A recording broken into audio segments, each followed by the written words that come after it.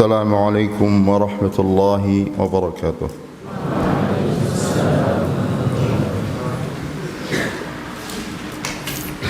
إن الحمد لله نحمده ونستعينه ونستغفره ونعوذ بالله من شرور أنفسنا وسيئات أعمالنا. من يهد الله فلا مضل له ومن يضلل فلا هادي له، وأشهد أن لا إله إلا الله وحده لا شريك له، وأشهد أن محمدا عبده ورسوله. يا أيها الذين آمنوا اتقوا الله حق تقاته ولا تموتن إلا وأنتم مسلمون. يا أيها الناس اتقوا ربكم الذي خلقكم من نفس واحدة وخلق منها زوجها وبث منهما رجالا كثيرا ونساء، واتقوا الله الذي تساءلون به والأرحام إن الله كان عليكم رقيبا.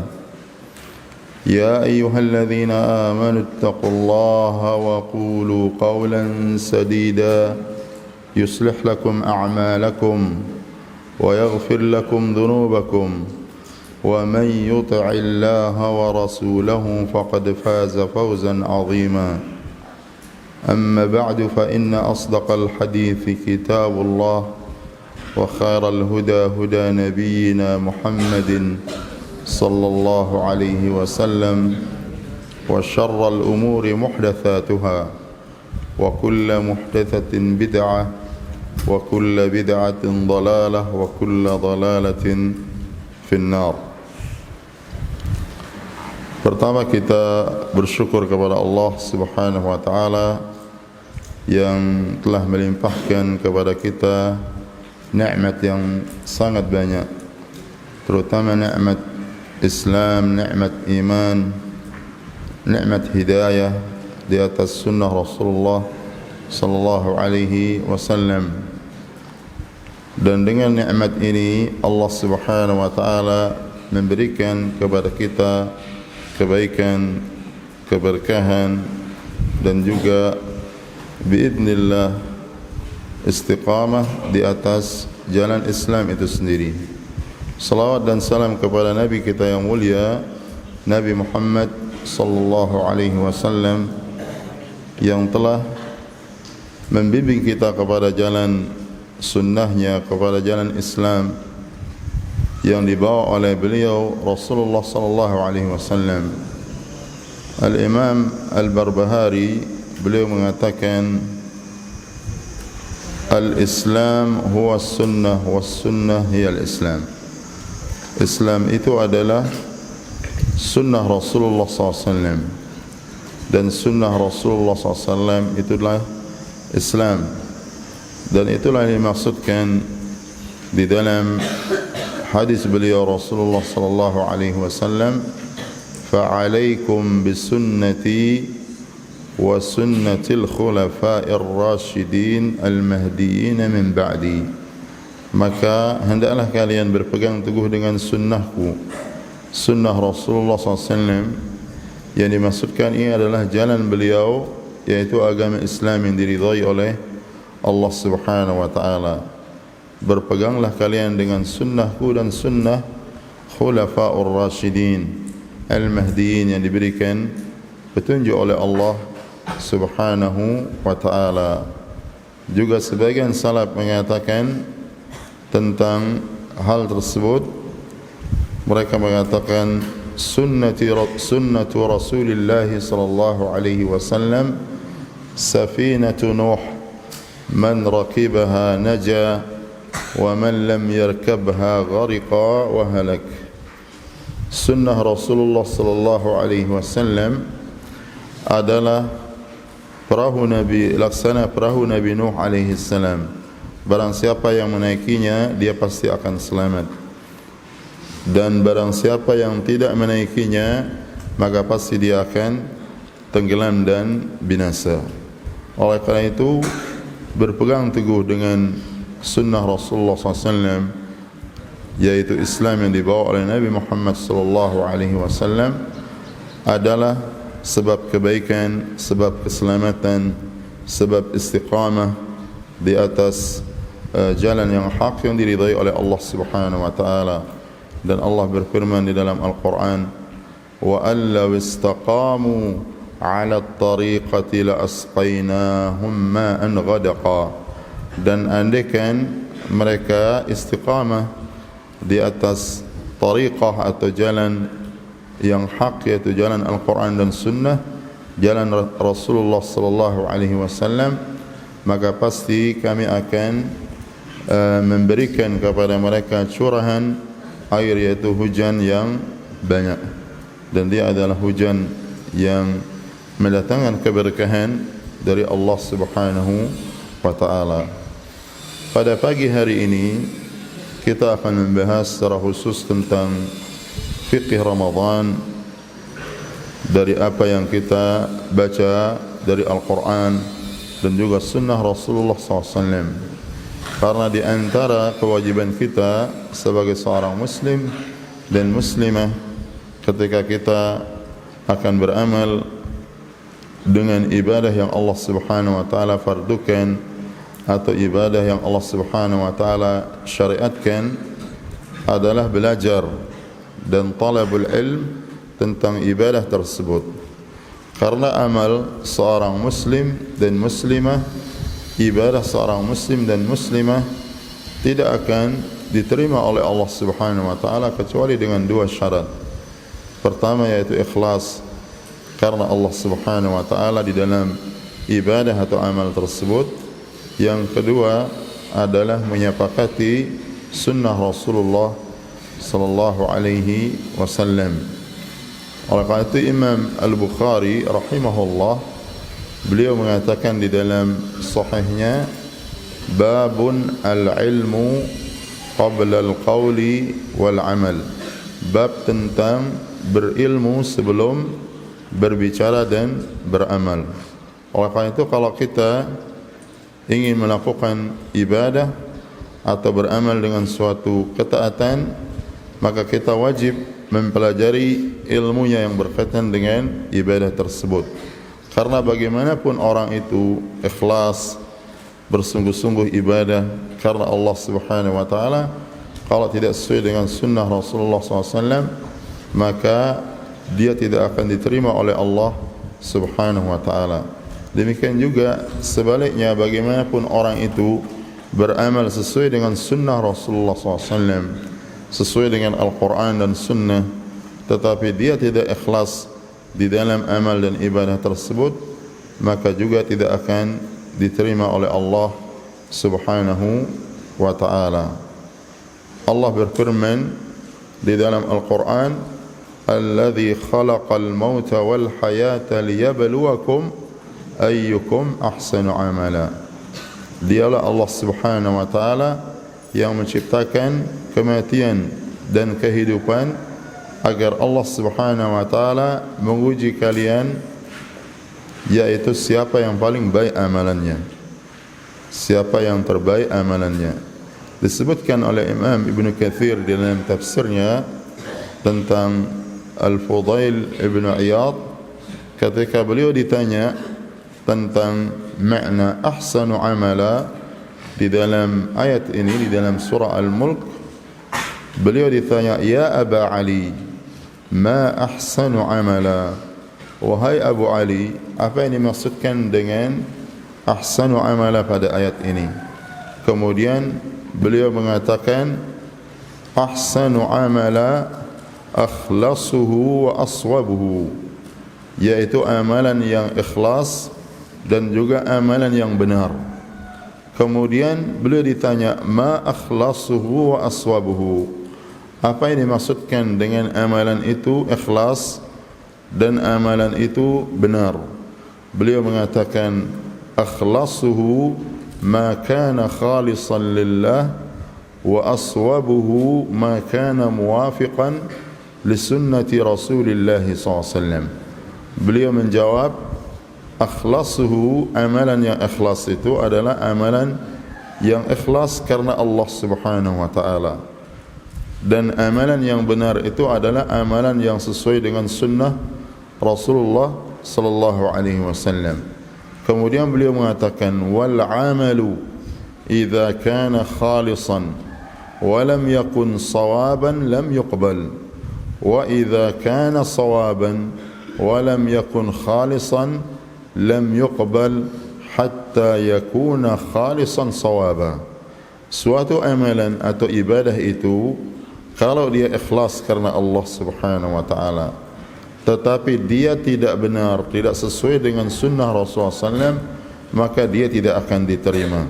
Sebaliknya, amalan itu walaupun dia benar, sesuai dengan sunnah Rasulullah SAW, tetapi dia tidak ikhlas karena Allah Subhanahu wa taala, juga tidak akan diterima oleh Allah Subhanahu wa taala sampai amalan itu dia ikhlas dan juga sesuai dengan sunnah Rasulullah sallallahu alaihi wasallam. Oleh karena itu para ulama menyimpulkan dari ayat yang mulia ini bahwasanya amalan itu tidak akan diterima oleh Allah Subhanahu wa taala sampai dia memenuhi dua syarat. Pertama, dia ikhlas karena Allah Subhanahu wa taala dan mengikuti sunnah Rasulullah sallallahu alaihi wasallam. Banyak dalil dari Al-Quran dan sunnah Rasulullah SAW yang berkaitan dengan ikhlas. Banyak dalil dari Al-Quran dan sunnah Rasulullah SAW yang menyebutkan tentang kewajiban kita menyepakati sunnah Rasulullah SAW di dalam ibadah dan juga amalan. Tapi saya bawakan satu hadis qudsi yang bisa menjadi ibrah bagi kita yang berkaitan dengan ikhlas di dalam ibadah dan tidak menyekutukan Allah atau berbuat syirik di dalam ibadah kepada Allah Subhanahu wa taala. Allah berfirman di dalam hadis qudsi, ana aghna asy-syuraka 'anil syirki man 'amila 'amalan asyraka fihi ma'iya ghairi taraktuhu wa syirkahu. Allah berfirman, aku adalah zat yang paling tidak membutuhkan sekutu.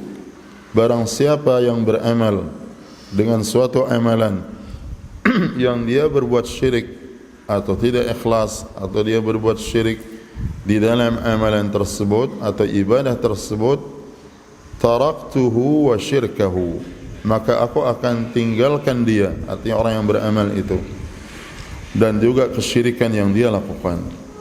Ada faedah besar yang bisa diambil dari hadis qudsi yang mulia ini, bahwasanya orang harus memperhatikan ikhlas di dalam ibadah, dan itu yang harus dia jaga. Bahkan para ulama mengatakan inayah, perhatian terhadap ikhlas di dalam ibadah itu dia harus lebih besar dibandingkan dengan inayah kita untuk mengetahui sunnah Rasulullah SAW. Walaupun pada asalnya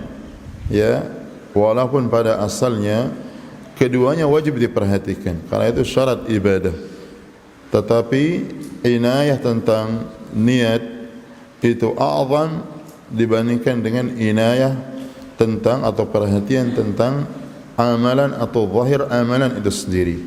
Oleh karena itu tidak sedikit waliyadzubillah kita kadang-kadang lalai karena memperhatikan sunnah Rasulullah SAW, memperhatikan dalil dari Quran dan sunnah Rasulullah SAW, tetapi kita tidak memiliki inayah atau sedikit memiliki perhatian yang berkaitan dengan ikhlas dan niat.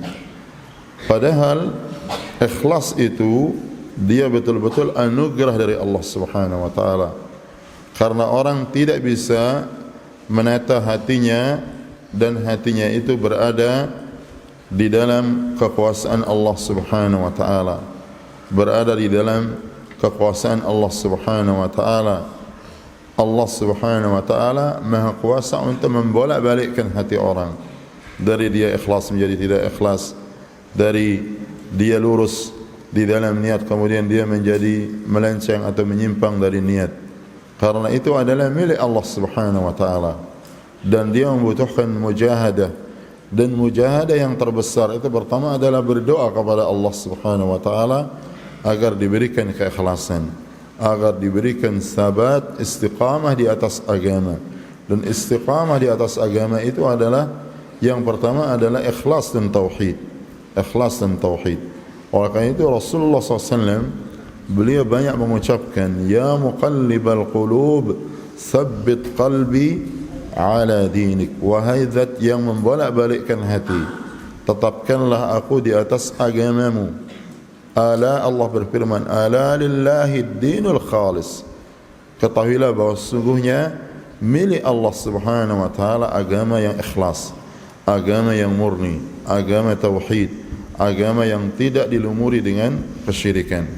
Oleh karena itu Allah Subhanahu wa taala Maha Kuasa menjadikan orang itu ikhlas atau tidak ikhlas. Oleh karena itu para ulama memiliki perhatian yang besar tentang masalah ikhlas ini, karena dia berkaitan dengan hati, dan hati itu dikuasai oleh Allah Subhanahu wa taala seutuhnya. Dan ini menunjukkan bahwasanya kita wajib selalu berdoa kepada Allah Subhanahu wa taala agar diberikan ketetapan hati, karena dialah Allah Subhanahu wa taala satu-satunya yang maha kuasa membolak-balikkan hati kita dari yang baik menjadi buruk, dari yang ikhlas menjadi tidak ikhlas. Oleh karena itu dalam hadis qudsi yang kita sebutkan itu, Allah berfirman, taraktuhu, aku akan tinggalkan dia. Orang yang tidak ikhlas ditinggalkan oleh Allah Subhanahu wa taala.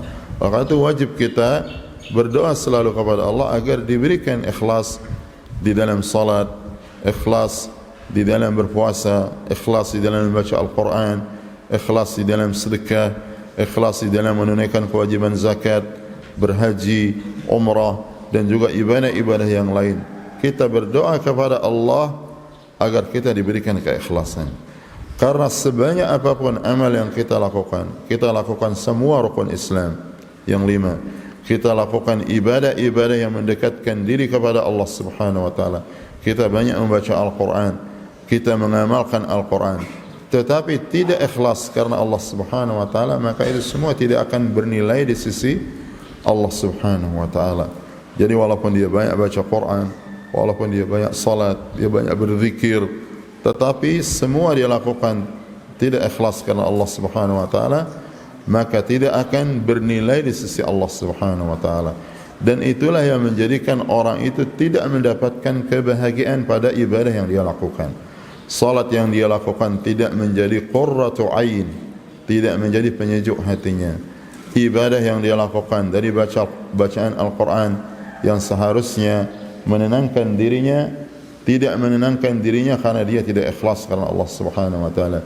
Zikir yang selalu dia lakukan setiap hari, baik itu zikir pagi, zikir petang, atau zikir secara mutlak, atau zikir secara khusus yang diajarkan oleh Rasulullah SAW, itu tidak menenangkan hati dia, tidak membahagiakan hati dia karena dia tidak ikhlas. Padahal Allah Subhanahu wa taala berfirman, ala bi dzikrillahi tatmainnul qulub.